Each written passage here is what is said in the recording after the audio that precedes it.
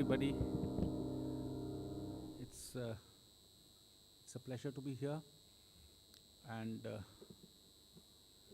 I know it would have been a whole day session, and you would have gone through various.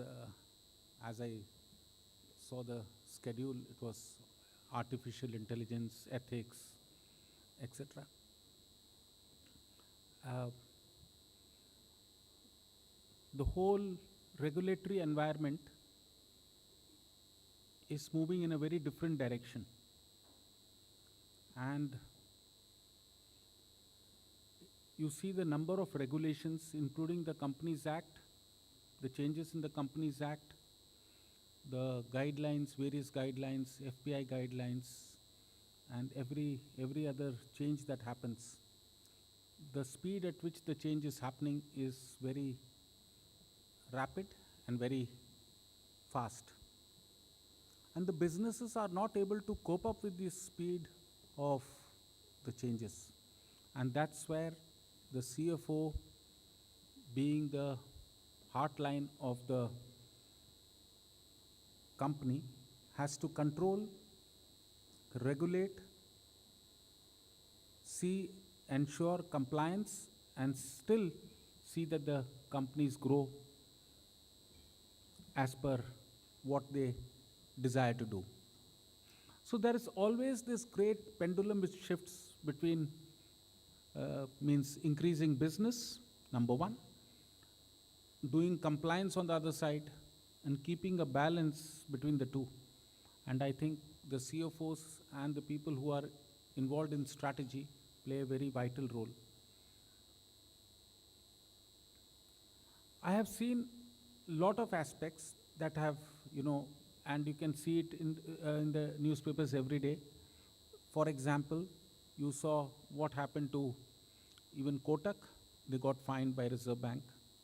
We saw JM, they also had a fine. Bank of Baroda had their one part of the business was told to be 6 months moratorium was given to them. So you see, and Paytm, you saw what happened. So, and even if you look at Byju's or you look at the whole scenario, I think there has been a lot of regulatory pushback for good compliance, good governance, and I think that is the key today to the business.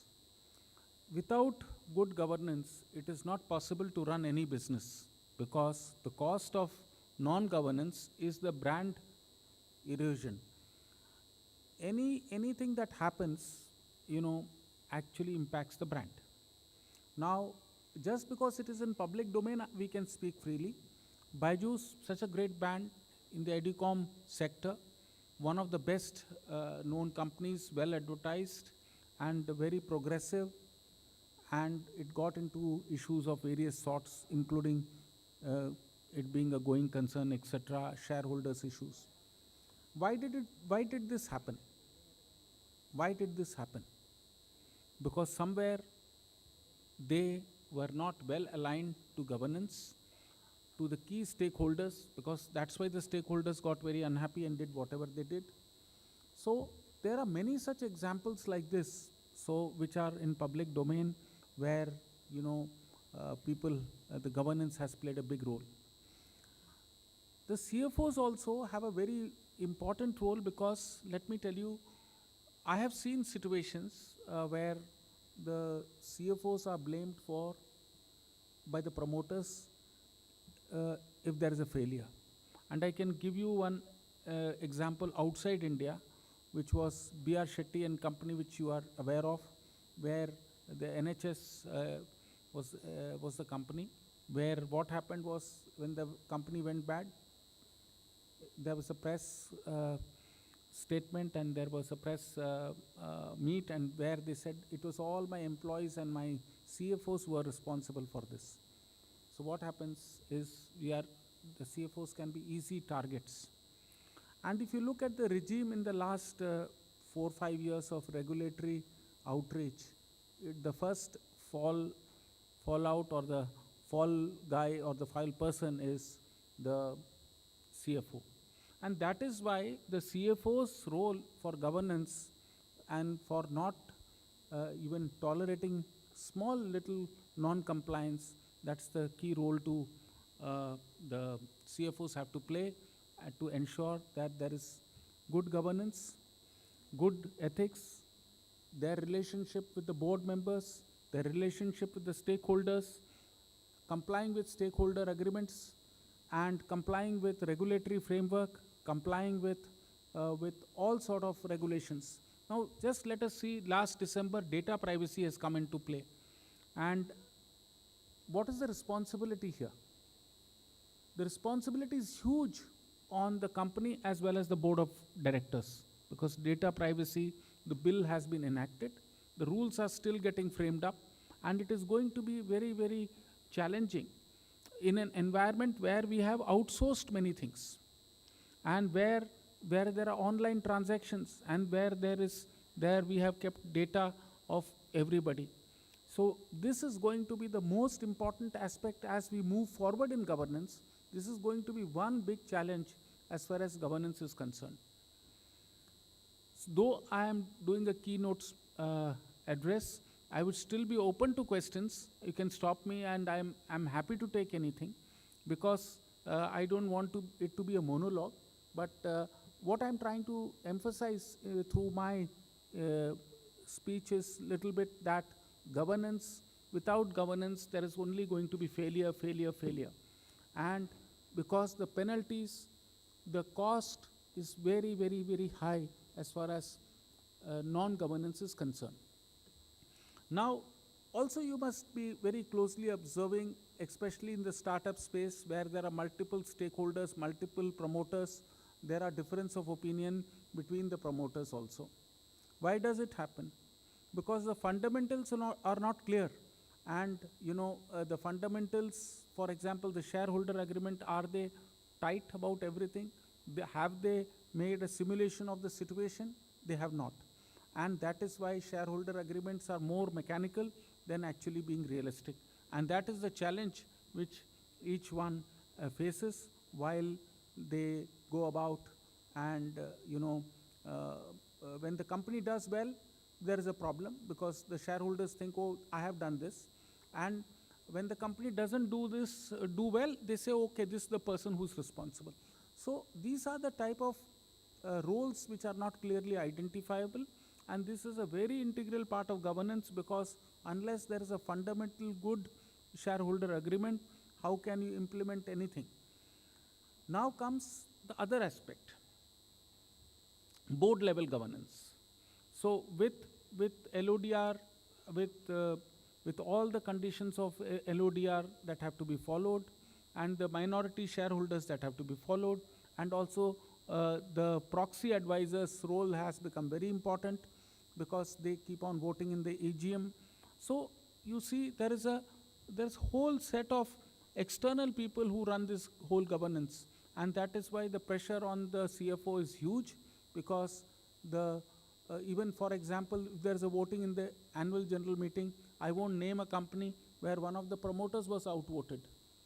And outvoted because there were some conditions that they felt that they should put, and the proxy voters gave an advice to all the institutions that they should be not voted for.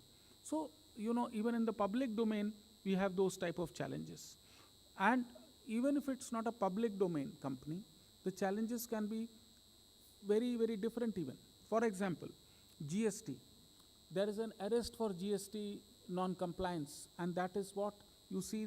The latest thing is the insurance companies are paying something.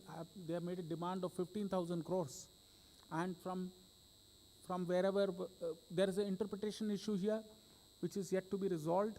But 15,000 crores is the demand made, and you see, the CFO is always under threat, in the sense there is a liability of arrest. So this is the type of things. So legal protection for everybody is also very important. If interpretation and getting legal opinions and keeping ourselves well equipped is a very integral part of governance.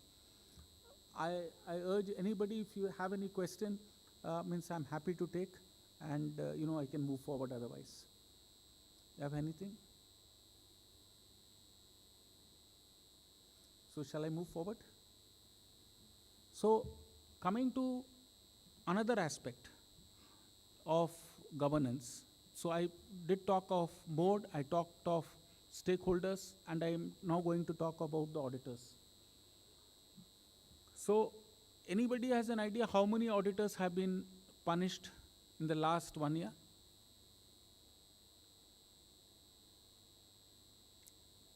All big firms have got NFRA penalties, and it's all in public domain, so I'm not speaking anything in which is outside the public domain. So why has this happened? Is it only negligence, or is it willful, or is it lack of understanding? It's a mix of everything. The regulator is looking with a very different perspective, and the regulator looks from hindsight. Actually, what happens in a company? It's live. All the decisions are taken live. But after 5 years, certainly one can look back and say this is wrong and this is right. So, for the auditors, it becomes very important to document things. So, for example, I also head a firm, so we have got into documentation, huge amount of documentation, give this, which puts a lot of pressure onto the company itself. Confirmation from clients, documentation, everything we want documentation, the minutes copy, everything. So what has happened is everybody tries to protect. The auditors are also very careful. They are not casual about it. And the Companies Act also has, migrated into a very strict regime. And so that is, the first big fallout was Satyam. And after that, many such instances happened in India. And after that, even NFRA came into existence, and NFRA has sort of, brought a new perspective to this. And NFRA will also realize the problem of auditors, whereas auditors also must realize that the guidelines are stronger, and also the outreach, the auditor's liability is also huge, and that is why whatever we certify as true and fair must be true and fair in the truest sense. There can be interpretation issues, there can be issues of opinion, but I think that can always be settled through emphasis of matter and qualification. So the third big constituent is the auditor. The fourth, of course, in every sentence I have been talking of the CFO, MD and CEO are also important. The MD and CEO normally run the business, and they want bottom line, top line performances. And I think they drive the business in multiple ways, and I think their job basically is to see that business parameters are met, the budgets are met, the shareholders are happy, the board, whatever they have committed to the board, the budget is always met. And here there is a very fine line. The other risk manager sitting as a risk manager is the CFO, who is always looking at, the governance part of it, whereas the MD and CEO is looking at business growth, capex, to everything. And the CFO on one side is looking at being conservative, the person who's like a risk manager who wants to pull back many things. But between all of them, I think the balance between the two is very important, and that is why sometimes disagreements are very good for everything. And I think healthy disagreement will give better results. So that is why unanimity sometimes is a cause of concern. Sometimes some people who can be risk managers without being very negative is a very, very good trend and a good this thing. And I would like to have a person who can disagree with me on some matters, but let business grow as it is, because the ring fencing of the risk is also equally important. Now, Most companies are having CXOs, CTOs, CROs, apart from HR heads, etc. And these all become part of KMP. I'm sure everybody knows here in this room, but they also are very vital in this whole setup, because CTO in this regime of digitalization, of artificial intelligence, and also where we require a lot of data from various points, and where MIS and decision making is fast. So the CTO plays a very important role, especially in this area where there are a lot of frauds, digital frauds that are happening, and we have to protect data. Privacy has become an issue. So how do you address all this? It is addressed through the CTO, who makes a very robust policy, and software issues also along with it. And especially one is migrating from one platform to another, it becomes very important to sort of have a good CTO. Very, very important to have a CTO. In the financial services market, of course, we have the chief risk officer. Even in the manufacturing companies nowadays, a chief risk officer is there. CRO, who is always deemed to be the most negative person, because he's always flagging of risks. But it's important that we keep such a person who can flag off risks. And of course, we can overrule the person by giving justifications, but sometimes adhering to, if it's a genuinely flagged risk, can it be sort of addressed. So I think the whole ecosystem, right from a shareholder to the board, to what the CFO is, to a CTO, to everybody, makes a good governance in the whole sense. Then we have external bodies, the regulators, and of course the auditors play a role. So there is the regulators who are always on the, we are always accountable. Then there are this MCA, and then there is these tax authorities, which also play a very important role in the whole ecosystem of governance. And I think very important that we are tax compliant, because today the law has changed in many ways, and including the shareholders, the ultimate beneficiary can easily be traced, and I think that is the key to the whole thing. So how much of data we have on everybody. So ultimate beneficiary, any shareholder, we can get the ultimate beneficiary, and RBI or anybody else, even SEBI is asking for the ultimate beneficiary, which is very, very significant in the last 3 years. And even if the investment comes from Mauritius or from Singapore, everybody wants to know who's the ultimate beneficiary, and that is what is a very important part of governance, because we have to ensure that these FATCA compliances are done, and then also the ultimate beneficiary we have very clearly outlined. Then another aspect of the governance is how is our credit rating. Means credit rating is a challenge, means because there is always this difference of opinion whether I should get better rating. What are the parameters that will help me in get a better rating? Most of the companies have to look inward to understand what credit rating they can get, because sometimes lack of knowing how to get a good credit rating can cost them one notch down. Rating can be one notch down. So because you will not get investments if there is no good credit rating. So it's a thing that if you get a good credit rating, you will be able to take bank credit, and you'll be accepted in the market. So I think these are all the external factors: the credit rating agencies, the regulator, and of course all other like tax authorities become the external regulators, including RBI in case of listed companies, SEBI. In case of insurance companies, it becomes IRDA, and there are 104 regulators, by the way.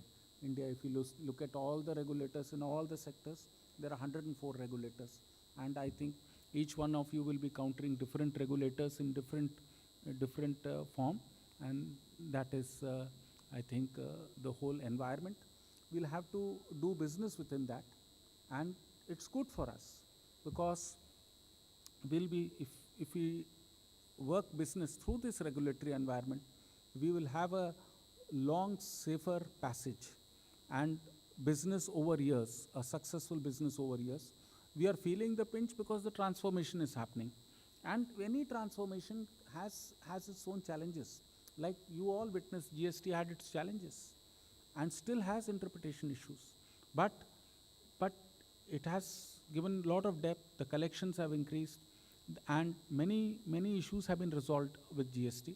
I think every regulatory environment that is pushed, that is, you never had RERA before us.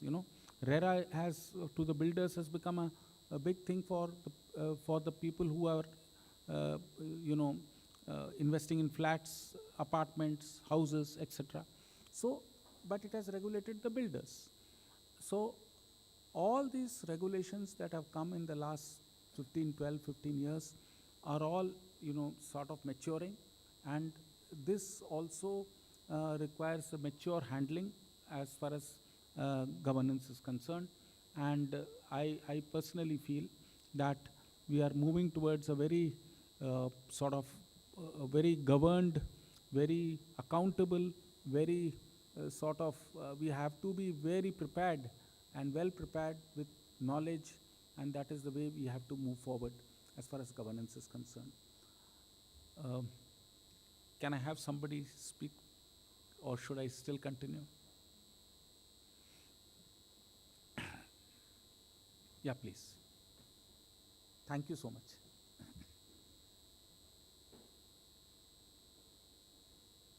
So, Anurag, I have deviated from a keynote speaker to a bit of change, if you don't mind. Good afternoon, all of you. Good afternoon, Raviji. Can I ask one question? I think there is a blanket firing of notices has been, whether it is you're just concerned. You talked about GST or to direct taxes. So, regarding Section 16(4), the ITC and other things. So, without the basic fundamentals, I've seen many notices has been coming, and as far as the CFO forum is concerned, I think we need to have a more unity regarding the facing these challenges, which is actually not, government is not going behind the logic behind the notices and other things, whether it is income tax 148, whether it is GST 16(4) section or other things. Can you have some comments on the unity is most important rather than facing these challenges, because I personally addresses more than 100 appeals in this. So, I'll answer to you in a very straightforward way, and I'm not going to be diplomatic. GST notices are coming because there are interpretation issues still. I can tell you that there are many interpretation issues still. Whether a very simple thing, I do a yoga class, or I teach separately, or I do it in a class. There can be an interpretation. See, this is a business, and this is something for health. So there are many, like insurance also. Suppose my marketing expenses, why should I pay GST? That's a big interpretation issue that is sitting at this point. So what is happening is the GST has been enacted very strongly, but it had to be enacted because somebody required to push it so that the implementation can happen. So what is happening in the endeavor to get more revenue, notices do come. Because, but what happens is the CFOs have to also push back and tell them, see, these notices are, so we should also be very brave enough to understand the technicalities and push back. So there is an overreach here, certainly, because first of all, they have not, there are interpretation issues. And, even if you look at a small PC of yours, there is a software, there is a hardware. Even if you look at EPC contracts, there are GST of 28% to 18% to 5% in an EPC contract. You can see that. So there is a very fine line that happens between all of them, and that's why the notices keep cropping up. And also, they are also risk averse of non-collection. So, or there is also zeal for over-collection. And it is important you have forums where you call these people, invite the top officers of GST, have a session with them, and that is why even the department has started an awareness sort of a thing where they train the officers of the problems of the client. I think we are maturing. Here, I would say that this will all settle down. Now, coming to income tax also has shifted from what one could, an SSC could go and explain. It's faceless. It's all on mail now. Now, that is also, there is no human element that is there to explain anything. And it's a tick in the box type of an approach that happens. Plus, also AI. I suddenly somebody rang me up. My tax has gone up. My returns have this. What during COVID they must have traded a bit, and suddenly they saw there was this income that has generated. So the person who was not doing trading was during COVID in lockdown was doing all this, and the AI captured it, and that was there in the tentative income tax statement. So what happens is the artificial intelligence also is throwing up many things. The center also has trigger points. Suppose your credit card, your expenses are more than 5 lakhs, the trigger will come in. So the artificial intelligence also, and then what is the discretion of the person who is assessing you? He'll go by that artificial intelligence, notice will come, you will explain, it will get settled. So we are moving, and in this type it will happen. But engagement and also unity is fine, unity is very good, but also knowledge is very important. And I think it's important to have a communication between the SSE and the department. And that is what I think we should encourage that. And you should all at various forums speak of them, call them also. So Anurag, have you called anybody from GST here? You should call. You should make them interact with CFOs because they will know the problem of the other side. I think the forums have to come in and do all that. I hope.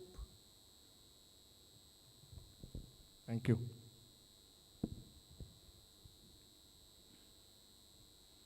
So I was given 20-25 minutes, Anurag.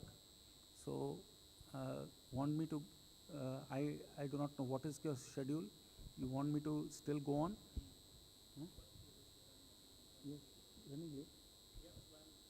Yeah. So my final take is that governance is going to be the key for any company to succeed in the future, because the regulatory outreach is there. Regulatory changes are fast and furious, and we need to actually be prepared for it. And that is the only way to go forward with good business ethics, with good artificial intelligence, with proper data privacy, and with the right type of people, which is the most important thing, having the right type of shareholders also. People who raise money, take any type of shareholder, and then they really repent after that. So what I'm trying to say, the governance ecosystem has to, is in a very uniquely placed at this point of time. Thank you so much for having heard me, and thank you, BW, for calling me. It's a pleasure to have been here. Thank you so much.